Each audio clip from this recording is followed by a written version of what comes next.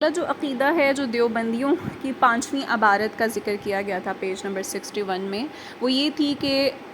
جہاں پر یہ لفظ استعمال ہوئے تھے کہ محمد و علی کو کسی بات کا کوئی اختیار نہیں ہے، یعنی وہ کسی چیز کے مالک و مختار نہیں ہے۔ تو اس کا جواب اہل سنت کی طرف سے یہ دیا جاتا ہے۔ دیکھیں، سب سے پہلے تو دو چیزیں سمجھیں، ایک ہوتا ہے ایسا اختیار جو ذاتی ہوتا ہے اور ایک ہوتا ہے عطائی، اختیار ذاتی اور اختیار عطائی۔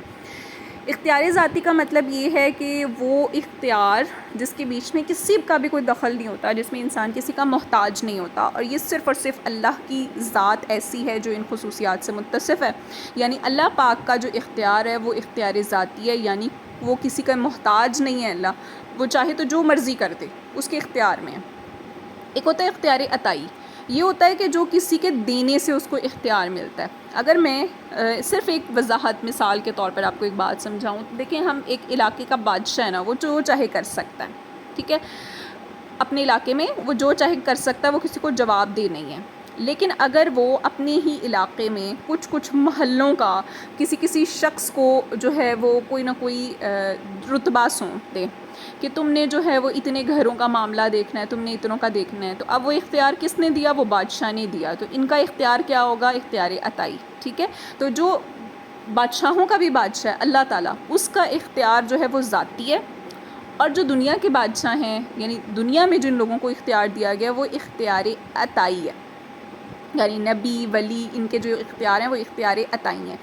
اب بظاہر تو دیکھا جائے جو الفاظ کہتے ہیں کہ ان کی طرف سے دیوبندیوں کی طرف سے استعمال کیے گئے، بے شک ان کی نیت جو ہے وہ یہ تھی کہ وہ یہ بتانا چاہ رہے تھے کہ جو علی اور محمد ہیں وہ اللہ تعالیٰ کے اختیار دینے سے اختیار رکھتے ہیں، ان کا اختیار ذاتی نہیں ہے، یعنی وہ اصل میں یہ بات بیان کرنا چاہ رہے تھے، لیکن انہوں نے اتنی سخت مذمت کرتے ہوئے باقاعدہ صرف اختیار کا لفظ استعمال کیا، وہاں پہ ذاتی یا عطائی کا لفظ نہیں لکھا۔ تو چونکہ انہوں نے وہاں پر ذاتی کا لفظ نہیں لکھا کہ علی اور محمد، اگر وہ یہ کہتے نا کہ وہ مالک و مختار ذاتی نہیں ہیں تو وہ عبارت ٹھیک ہوتی، لیکن بظاہر اس کا جو معنی نکل رہا ہے اس سے مراد یہ آ جاتی ہے کہ بالکل ہی انہیں کوئی اختیار نہیں دیا گیا، اور بالکل ہی وہ کسی بھی اختیار کے جو ہیں وہ حقدار نہیں ہیں۔ تو یہ جو ہے وہ گویا صریح گستاخی بنتی ہے، جس کا جواب یہاں دیا جا رہا ہے۔ تو اہل سنت کا مذہب ہے کہ ملک اختیار بالاستقلال، استقلال کا معنی جو ذاتی طور پر ہو، جو کسی کے دینے سے نہ ہو۔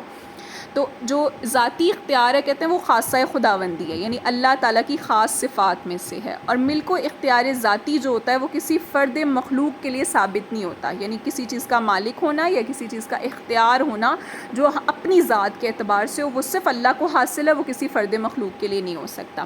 لیکن کہتے ہیں اللہ تعالیٰ کا دیا ہوا اختیار اور اس کی عطا کی ہوئی ملک، یہ انہوں نے لائن 2 دفعہ لکھ دی ہے، تو اوپر والی تیسری والی لائن کو کٹ کر دیں، وہ یہاں نہیں آئے گی۔ لیکن کہتے ہیں اللہ تعالیٰ کا دیا ہوا اختیار اور اس کی عطا کی ہوئی جو ملک ہے وہ عام انسانوں کے لیے دلائل شرعیہ سے ثابت ہے، یعنی اگر آپ دیکھیں تو آیات مبارکہ میں، احادیث مبارکہ میں باقاعدہ یہ حکم موجود ہیں کہ اللہ تعالیٰ نے جیسے کہ جبرائیل کو، ملک الموت کو، انبیاء کو، ولیوں کو یہ اختیار دیے ہیں، ان سے معجزات، کرامتیں وغیرہ ظاہر ہوئی ہیں۔ تو کہتے ہیں یہ ایسی روشن اور بدیہی بات ہے، بدیہی کہا جاتا ہے کسی ایسی بات کو جس کے بیچ میں کسی دلیل وغیرہ کی ضرورت نہیں ہوتی، جو فوراً کہنے سے ہی سمجھ آ جاتی ہے۔ کہتے ہیں جس کے تسلیم کرنے میں کوئی مخبوط الحواس بھی تعامل نہیں کر سکتا۔ مخبوط، یہ خبتی ہم کہتے ہیں نا، یہ خبتی ہو گیا، یہ پاگل ہو گیا، تو مخبوط کہتے ہیں کہ جو بگڑ جاتا ہے، جو قابو میں نہیں ہوتا، تو اس یوں کہ سمجھے کہ جس کے حواس قابو میں نہ ہوں، ٹھیک ہے، جس کے حواس بگڑ گئے ہوں، اس سے مراد پاگل مجنون شخص ہوتا ہے۔ کہتے ہیں پاگل شخص بھی کوئی بھی اس میں تعامل یعنی شک نہیں کر سکتا، چہ جائے کا یہ کہ سمجھدار آدمی اس کا انکار کرے۔ وہ کہتے ہیں کہ پاگل کو بھی اس چیز میں کوئی وہ نہیں ہوگا، جس کے حواس بگڑے ہوئے ہوں گے وہ بھی کہے گا کہ نہیں یہ بات بالکل ٹھیک ہے، جو بات اس کے بالکل سامنے آ جائے گی، جس میں کوئی شک کی گنجائش ہی نہیں رہتی۔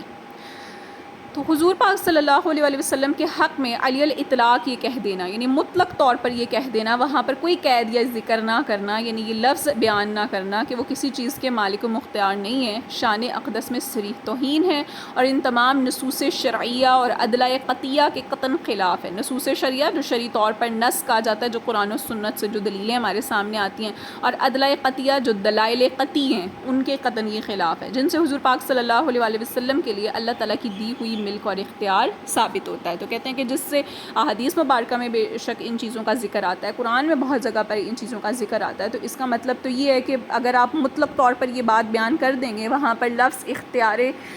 عطائی نہیں لکھیں گے یا مختار عطائی نہیں لکھیں گے, تو پھر جو ہے یہ گستاخی ہوگی, توہین ہوگی, اور اس پر اعتراض کیا جائے گا.